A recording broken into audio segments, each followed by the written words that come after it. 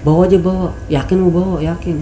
Nah kita baru ternyata kita di tengah-tengah semak-semak tuh, bener-bener di tengah semak-semak. Kita di mana nih gitu kan. Gue langsung inisiatif lari ke atas, itu Sam udah nggak ada. Udah nggak ada Sam. Udah nggak ada, Sam udah nggak ada. Gue inisiatif naik pohon, naik pohon. Gue lihat di bawah kayak ada pemukiman warga. Ternyata itu pos satu base camp Cemoro Kandang. Itu gue udah bener-bener jauh banget. Oke, gue langsung turun.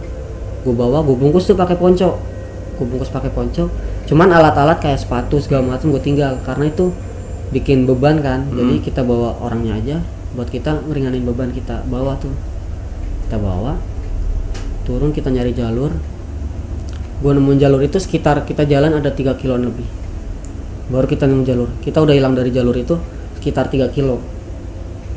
Udah kita nemuin jalur, jalan, udah ngeliat tuh pos tuh Cemoro Kandang.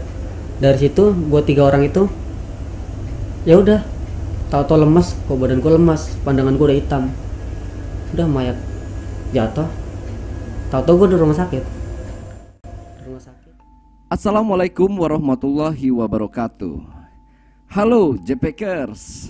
Diceritakan sebelumnya pada part 1, Dimas yang kala itu bersama 2 orang rekannya dengan sisa-sisa tenaga yang ada berinisiatif untuk membawa turun mayat laki-laki yang mereka temukan selama tersesat di Gunung Lawu dengan dibungkus ponco atau mantel hujan.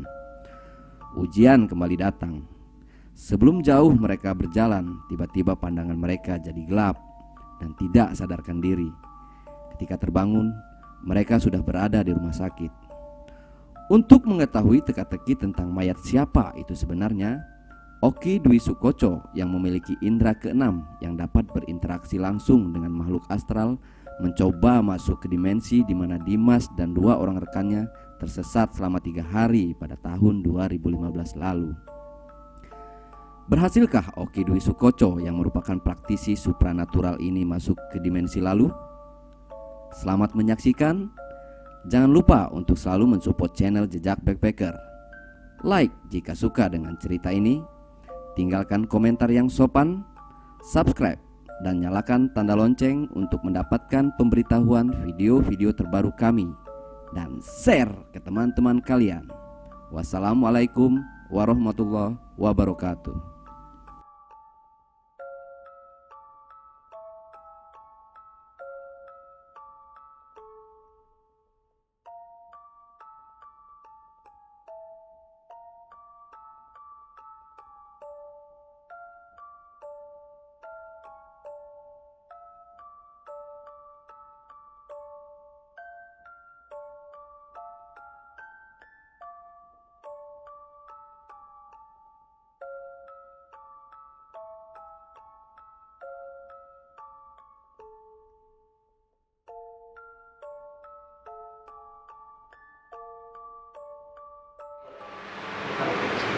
Bukan kamu.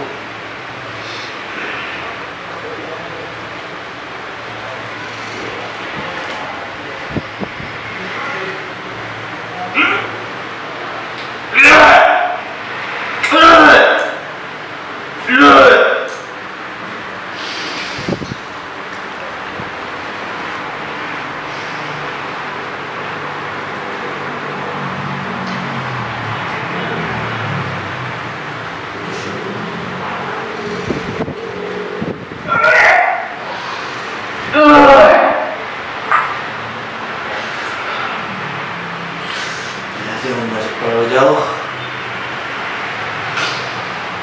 Jangan masuk terlalu jauh. Yang alhamdulillah ya, nggak terima antar gua. Nggak kuat badan nolongin gua lagi.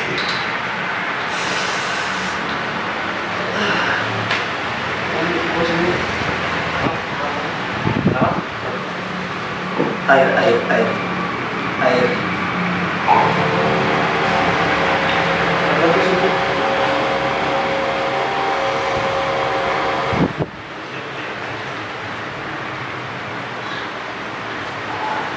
Ada yang lahirnya hari Kamis. Apa? Ada yang lahirnya hari Kamis. Lahir hari Kamis. Tahu, ya.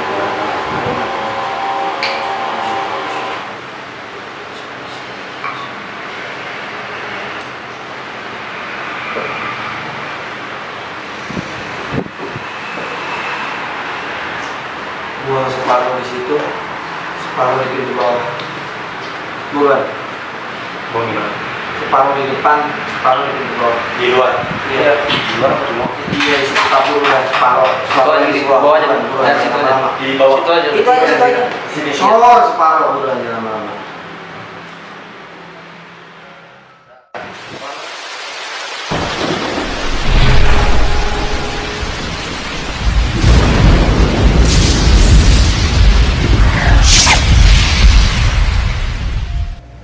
Oke, selamat malam para pecinta misteri dimanapun berada. Jumpa lagi di podcast Jejak Backpacker. Kali ini saya akan mengupas tuntas tentang Tolong Bawa Jasad Saya yang beberapa minggu lalu telah kita tayangkan di YouTube Jejak Backpacker. Dan kali ini narasumber kita hadirkan kembali untuk menceritakan kelanjutan kejadian mistis di Gunung Lawu tersebut. Mas Dimas, Ya. selamat malam. Malam. Gimana untuk menceritakan kejadiannya? Karena kan banyak banget nih penonton yang penasaran Iya. dengan cerita siapa sih sebenarnya mayat tersebut, atau banyak juga yang bertanya mengenai teman-teman Mas Dimas yang 10 orang itu kemana mereka saat Mas Dimas tersesat gitu. Mungkin Mas Dimas sudah siap untuk menceritakan kepada pemirsa di rumah. Insya Allah siap. Oke, bisa dimulai sekarang. Waktu di rumah sakit itu ya, waktu dari rumah sakit itu udah bangun itu, kata nyokap emang bengong tuh. Emang seharian bengong, cuman ngeliatin sekitar, ntar tidur lagi, ngeliatin sekitar, tidur lagi. Nyampe pulang emang bengong-bengong doang, nggak ngomong apa-apa, nggak kenal temen-temen. Dan yang nanyain temen, emang kenapa dia nggak nyari ya? Kenapa dia nggak nyari?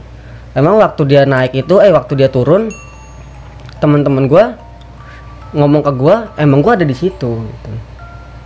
Gue sama mereka, ya cuman gue istirahat bentar doang gitu. Karena emang tipikal gue kalau naik suka nyantai gitu, istirahat. Jadi menurut mereka ya, oh paling masih di belakang istirahat gitu, istirahat. Kok nyampe bawah nggak ada, perasaan tadi bareng gitu loh, perasaan bareng tadi nggak ada. Oh ya udah tungguin aja, mungkin lagi istirahat, bilang gitu.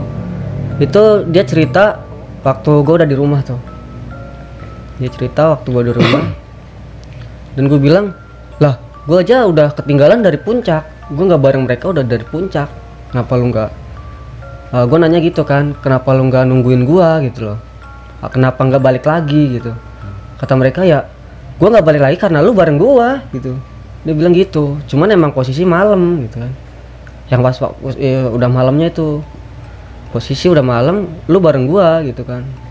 Ternyata nyampe bawah sehari 2 hari lu nggak ketemu, ya kita bingung gitu mau ngapain. Kita lapor, kita nyari nggak ketemu, ya akhirnya kita nunggu di base camp tuh selama 3 hari. Mereka nunggu di base camp, mereka hubungin orang tua datang.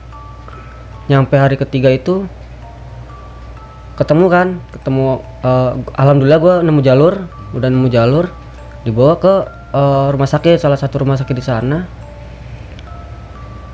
Sekitar berapa hari itu gue cuman bengong-bengong doang. Setelah gue pingsan, gue sadar gue bengong, ditanya cuman kayak ngeliatin sekitar doang. Gue nggak tahu itu gitu, gue nggak nyadar waktu gue bengong itu, gue nggak nyadar gitu loh. Nyadar ya waktu gue di rumah, gue udah pulang rumah, gue nyadar 2 hari setelah gue di rumah. Teman-teman gue main, nah baru cerita mereka, lu kenapa gitu kan, perasaan lu bareng gue kok nggak jauh gitu. Kenapa jadi 3 hari kayak gitu kan, kenapa hilang jalur. Ya gue cerita, emang gue dari atas tuh emang udah ketinggalan jauh dari lu pada gitu kan. Dari situ mereka, enggak kok, orang lu deket sama gua kok gitu kan, sama yang di belakang tuh deket gitu. Cuman ya lu bentar-bentar istirahat, cuman gitu doang, bilang gitu. Gue nanya sama nyokap pun, nyokap bilang ya lu di rumah sakit aja bengong gitu. Sebenarnya gue nggak tahu gue bengong itu, gue nggak tahu gitu loh. Dari situ gue nyadar kayak gue udah di rumah, bukan di rumah sakit itu, bukan, gue udah di rumah, nyadarnya udah di rumah. Ya udah akhirnya mereka datang ngomong gitu. Dari situ baru gue tahu tuh, karena kenapa mereka nggak nyari gue ya karena emang mereka bareng gue gitu doang. Oh, jadi apa namanya? Berasa bareng sama Mereka tuh rombongan tuh bareng, nggak jauh dari mereka gitu. oh gitu, perasaan mereka. Iya, karena emang mereka ngelihatnya masih di belakang. Ya udah deket ini, ke jalan lagi. Emang tipikal gue kayak gitu kan. Nyantai, kalau naik tuh nyantai. Jadi kalau emang turun sebisa mungkin gue di belakang. Karena emang biar nggak ada yang ketinggalan tuh di belakang. Gue masihin ke yang di belakang itu biar nggak ketinggalan. Jadi gue yang paling belakang deh. Di depan pun gitu. Cuman kalau lagi situasi kayak gue pengen buru-buru pengen ngejar kayak diri tenda dulu gitu-gitu, gue duluan gitu. Cuman kalau kayak turun gue pasti paling belakang buat mastiin yang di belakang itu biar nggak ada yang ketinggalan lagi gitu loh. Itu tipikal gue kayak gitu sih sebenarnya. Makanya mereka mikir karena emang sering naik bareng kan, mereka pikir ya udah mungkin emang dia nyantai gitu kan, emang gue jalannya nyantai gitu, mungkin nyantai sama 3 orang itu. Dan mereka kan tahu kan yang cewek itu emang lagi keadaan kayak gitu. Iya. Udah dari situ mereka pikir deket, ya udah tinggal turun ke bawah gitu. Tapi tentang jenazah tersebut yang Mas Dimas bawa itu kabarnya gimana itu? Apa udah di waktu kemarin Mas Dimas udah ditelusuri atau mencari-cari fakta, mencari apa ceritanya gimana itu? Nyari ceritanya dari warga situnya sih ngomongnya nggak ada yang tahu. Nggak ada yang tahu. Iya. Jadi jenazah tanpa identitas gitu. Nggak tahu kelanjutan dari itu kan. Gue udah nggak tahu tuh kan, gue udah pingsan, gue dari situ pingsan. Nggak tahu temen gue yang 2 itu pingsan juga atau enggak kan, gue nggak tahu. Cuman mereka juga di rumah sakit dirawat gitu loh. Gue nggak tahu. Oke. Jadi karena dari Mas Dimasnya juga nggak tahu itu jenazah siapa, sampai saat ini Mas Dimas juga udah mencari-cari tahu ya. Udah. Mas Dimas ya, jadi nggak tahu. Jadi untuk mengobati kegelisahan atau penasaran pemirsa di rumah, kita bakal undang praktisi supranatural untuk menerawang atau melihat langsung kejadian 5 tahun yang silam di Gunung Lawu tersebut. Jadi teka-teki dari jenazah tersebut, apakah nanti itu akan terungkap atau tidak, kita langsung undang aja praktisi supranaturalnya. Kita panggil aja Mas Oki Dwi Sukoco ya. Sampai lupa. Oke, selamat malam. Assalamualaikum Mas Oki Dwi Sukoco. Selamat datang di studio Jejak Backpacker. Kali ini kita akan mengupas tuntas ya Mas ya, sebenarnya apa yang terjadi pada 5 tahun silam sejak Mas Dimas ini tersesat di Gunung Lawu dan menemukan mayat yang sudah membusuk. Apa sih kesalahan dari gua gitu loh, Mas? Sampai segitunya gitu. Oke, mungkin dari kacamata batin Mas Oki bisa menerawang atau mungkin bisa diceritakan langsung ke pemirsa di rumah. Waktu mungkin kami persilahkan sekarang. Jadi gini ya, kalau sebelumnya saya sama Mas Dimas belum pernah kenal ya. Artinya di sini saya hadir buat ngelihat sebenarnya kejadiannya itu seperti apa sih, ya kan? Kenapa bisa terjadi hal-hal seperti itu pada saat pendakian? Kalau menurut kacamata saya yang mungkin kacamatanya nggak banyak dipakai banyak orang. Jadi yang saya lihat itu ada beberapa hal yang membuat pendakian ini menjadi terjadi kejanggalan, atau misal seperti tersesat, terpisah dari rombongan. Biasanya itu yang umum itu ada sesuatu yang sebenarnya dilarang pada saat pendakian, itu biasanya dilakukan. Satu, itu kalau memang dilakukan. Kedua, ada anggota atau kawan dari kelompok pendaki itu apakah dia punya suatu pegangan yang dibekali oleh orang tuanya atau siapapun itu yang menjadi penghuni di sana menjadi merasa tertantang dengan sesuatu yang mereka bawa. Biasanya begitu.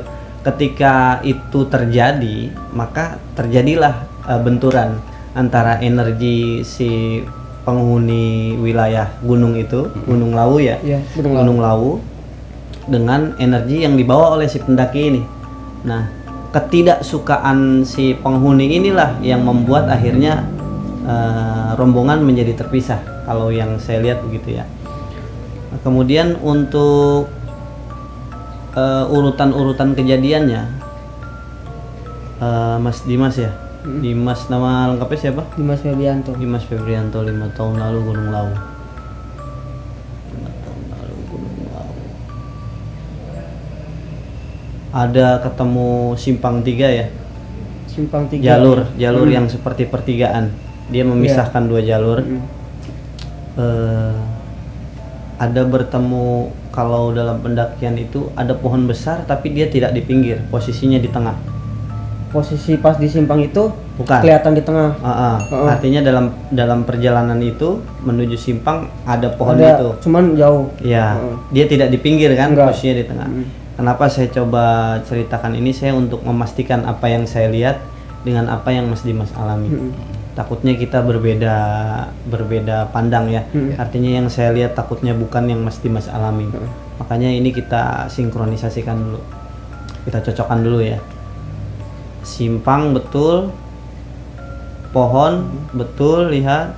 Terus saya lihat lagi ada seperti pondokan ya. Pondokan Waktu malam ada, tapi sebenarnya itu tidak ada. nggak ada. Nah, itu 3 hal yang kita sudah sama. Makanya itu bentuk halusinasi atau gimana?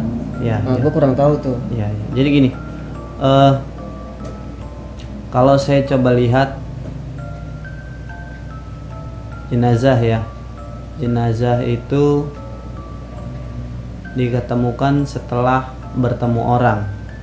Jenazah itu diketemukan setelah bertemu orang yang sebetulnya itu bukan ruh dari jenazah itu kalau saya bilang. Jadi dia hanya berusaha memberitahu. Dia hanya berusaha memberitahu bahwa ada jenazah yang sudah lama berada di sana. Dan dia minta untuk dikebumikan secara wajar.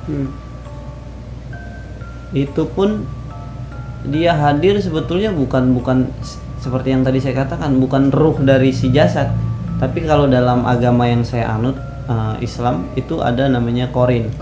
Ya, karena dikatakan bahwa tidak ada satu manusia pun yang kuutus ke dunia tanpa jin untuk mendampinginya, yaitu korin. Ya, itu korin. Mungkin kemungkinan korinnya itu yang ingin memberitahu Mas Dimas dan kawan-kawan bahwa ada jasad di sini, tolong dijemput, dikebumikan secara wajar gitu kan.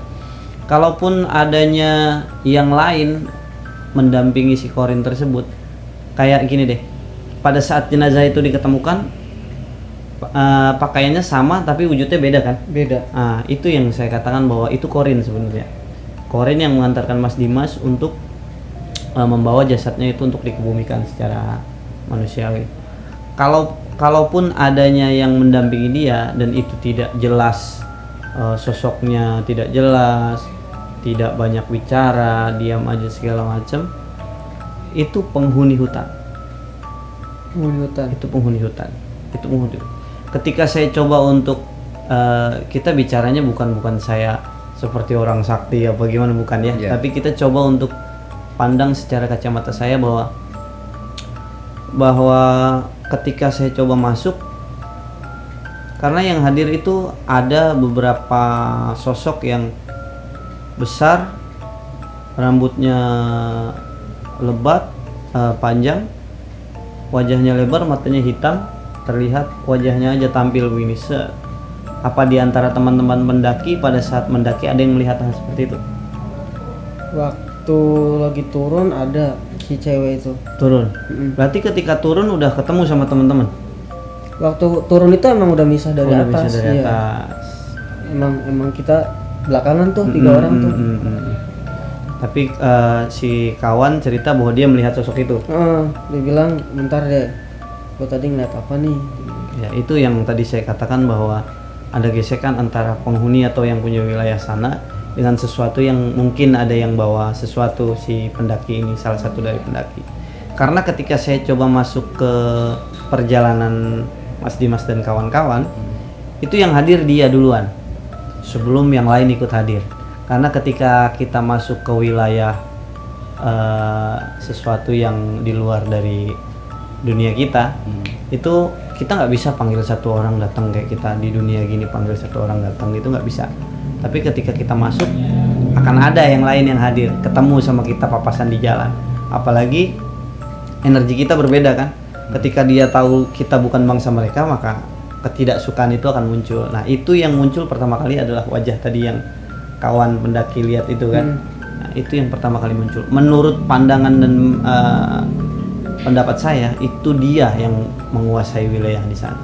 Sampai terjadinya pemisahan antara Mas Dimas dan rombongan.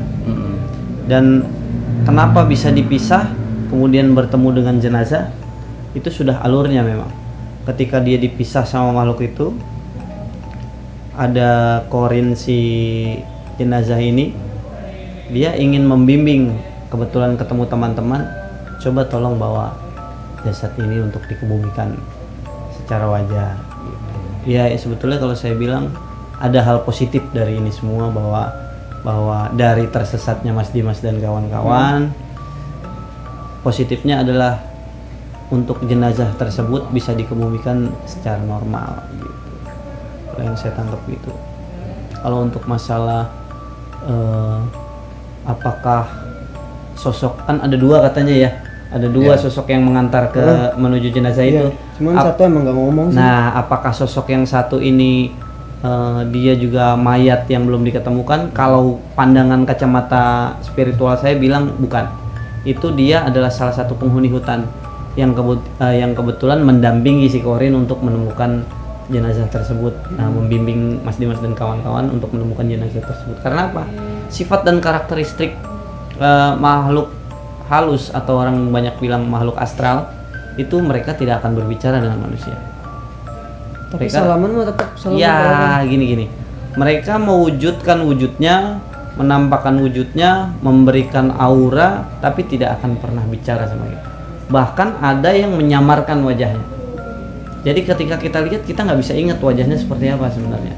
Itu karakter atau sifat dari makhluk-makhluk astral atau makhluk alam lain selain manusia. Itu menurut pandangan saya sih begitu ya. Tapi untuk yang itu nggak tahu jenazah itu warga sekitar atau warga dari luar daerah atau gimana itu? Nah, jadi Maksudnya? gini, kalau untuk hal itu saya sempat lihat ada seperti apa ya bahasanya, entah itu tempat pertapaan atau dia pusara yang biasa tempat orang datang untuk entah meminta sesuatu atau apa gitu ya.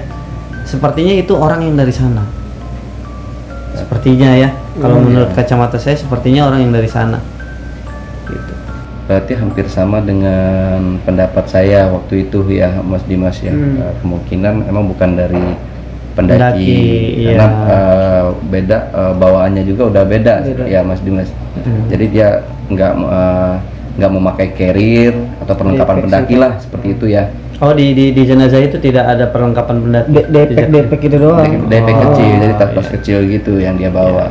Banyak kan sih ya, banyak paranormal yang datang ke sana emang yang bawa tas kecil ya buat dia apalah apa gitu.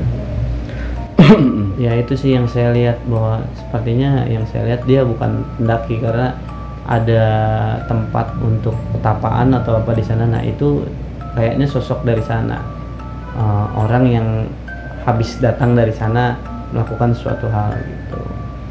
Entah terjadi sesuatu, apa dia terperosok, apa ada kejadian apa, itu saya tidak melihat sampai ke sana ya. Yang saya lihat dia bukan seorang pendaki murni pecinta alam gitu, bukan. Dia orang yang lebih melakukan perjalanan secara spiritual untuk mencari sesuatu gitu ya, yang saya lihat begitu. Itu kira-kira itu mungkin bisa menjawab banyak pertanyaan ya kawan-kawan. Ya, setidaknya sedikit lah mereka mungkin berobati walaupun keadaan atau mayat itu di mana sampai sekarang ini kan nggak tahu ya.